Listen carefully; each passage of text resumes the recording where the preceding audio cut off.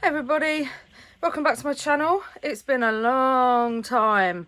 I had a bit of a break, and then the break turned into a holiday, and then the holiday turned into, wow, I need to get back in my craft room. The thing is this time of year I sell quite a few autumnal bits, fabric pumpkins and candles and stuff, so I'm pretty busy making all of that.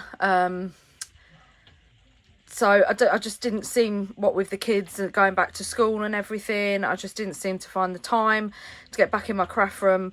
But I am back, and I'm back with a collab with some amazing artists. There's some of us are on YouTube and some of us are on Instagram. But if you go over and check out Claire's Crafty Corner, all the information will be in her stories or on her grid, so be sure to do that. I will link down below the YouTubers and the link for the Instagrammers in the description box below, so be sure to pop over and check out their videos as well. It's a clay collab, so everything is made with clay, whether it be polymer clay or air drying clay or firing clay. It's all to do with clay. So today I am going to be making a ghost in the Joanna Parker style, very vintage, kind of Halloweeny, as it's Spooktember.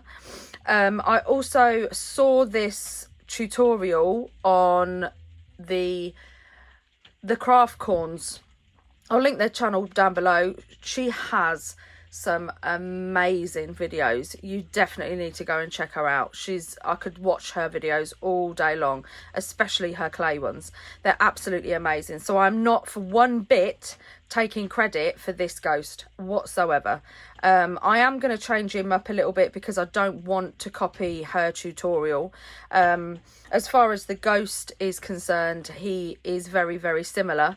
But when I paint him, as you'll see, he will be slightly different. So without further ado, I'm going to start. These are the things that you're going to need. So you've got your air drying clay, masking tape, tin foil. You can use newspaper, but I don't read newspapers, so I'm just going to use brown paper.